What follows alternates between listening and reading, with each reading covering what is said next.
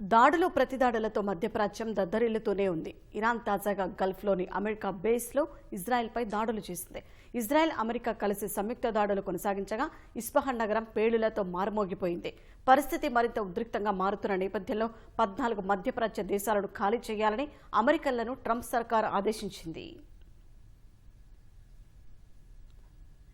ఇరాన్కు చెందిన Islamic revolutionary guard corps IRGC 51వ విడత దాడులను చేసినట్లు ప్రకటించింది. సౌదీలో అల్ ఖర్జ్ బేస్, యూఏఈలోని అల్ దఫ్రా, పుజైరా, కువైట్, జోర్డాన్లోని అమెరికా సైనిక స్థావరాల లక్ష్యంగా దాడులు చేసినట్లు పేర్కొంది. గల్ఫ్ ప్రాంతంలో పనిచేస్తున్న అమెరికన్ బ్యాంకుల శాఖలపై కూడా దాడులు విస్తరిస్తామని ఐఆర్జీసీ హెచ్చరించింది. అమెరికా, ఇజ్రాయెల్ తమ పారిశ్రామిక కేంద్రాలపై దాడులు చేస్తున్నాయని ఆరోపించిన ఇరాన్, అమెరికా తన పరిశ్రమలను మధ్యప్రాచ్యం నుంచి ఖాళీ చేయాలని డిమాండ్ చేసింది.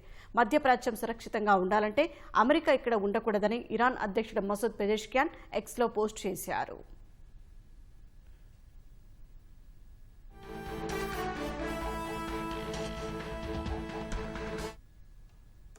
తెల్లవారుజామున ఇరాన్ ప్రయోగించిన క్షిపణులను ఇజ్రాయెల్ సైన్యం అడ్డుకుంది. హోలోన్ ప్రాంతంలో పడిన శకలాల వల్ల మంటలు చెలరేగగా 2 వృద్ధులు గాయపడ్డారు. ఐలాట్ నగరంలో జరిగిన క్లస్టర్ బాంబు దాడిలో 12 ఏళ్ల బాలుడు సహా పలువురు గాయపడ్డారు. ఇరాన్ క్షిపణి దాడి కారణంగా మధ్య ఇజ్రాయెల్ అంతటా వైమానిక దాడి సైరన్లు మోగాయి. భారీ పేలుడు శబ్దాలు వినిపించాయని ఇజ్రాయెల్ వార్తా సంస్థ ఛానల్ 1-2 తెలిపింది. మధ్య ఇజ్రాయెల్లో క్షిపణి శకలాలు పడినట్లు తెలిపింది. బాంబు షెల్టర్లకు వెళ్లే క్రమంలో గాయపడిన 4 వ్యక్తులకు ఇజ్రాయెల్ అంబులెన్స్ సర్వీస్ చికిత్స అందించిందని పేర్కొంది.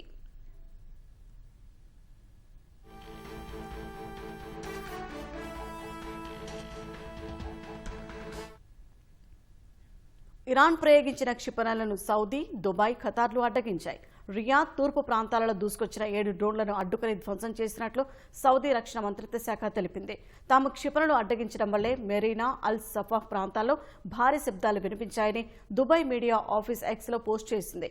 ఇరాన్ నుంచి వస్తున్న క్షిపణి, డ్రోన్ దాడులను తమ గగనతల రక్షణ వ్యవస్థలు అడ్డుకుంటున్నాయని యుఏఈ రక్షణ మంత్రిత్వ శాఖ తెలిపింది.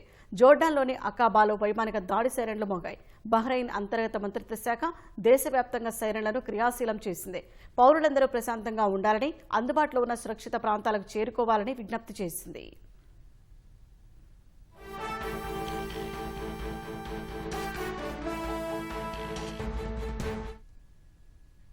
ఇరాక్లో నిన్న ఉదయం బాగ్దాద్లోని అమెరికా రాయబార కార్యాలయంపై జరిగిన క్షిపణి దాడిలో అక్కడి గగనతల రక్షణ వ్యవస్థలో కొంత భాగం దెబ్బతిన్నట్లు సమాచారం.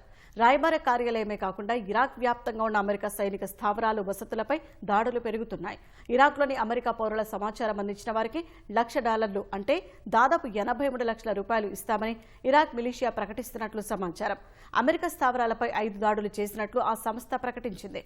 ఎర్బిల్లోని అమెరికా సైనిక స్థావరం, బాగ్దాద్ విమానాశ్రయం వద్ద ఉన్న విక్టోరియా బేస్ లక్ష్యంగా ఈ దాడులు చేసినట్లు తెలిపింది.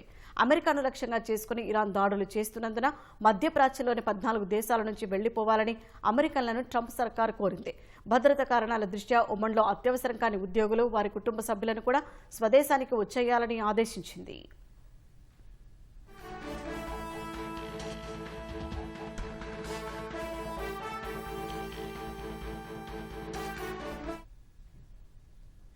దక్షిణ లెబనాన్లోని ఒక ఆరోగ్య కేంద్రంపై ఇజ్రాయెల్ జరిపిన దాడిలో వైద్యులు, నర్సులతో సహా 12 మంది వైద్య సిబ్బంది మరణించారు.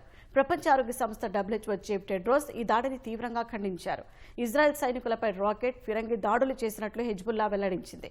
మధ్యప్రాచ్యంలో ఉద్రిక్తతల కారణంగా Bahrain, Saudi Arabia grand pre racing ఈవెంట్లను అధికారికంగా రద్దు చేసినట్లు ఫార్ములా 1 ప్రకటించింది.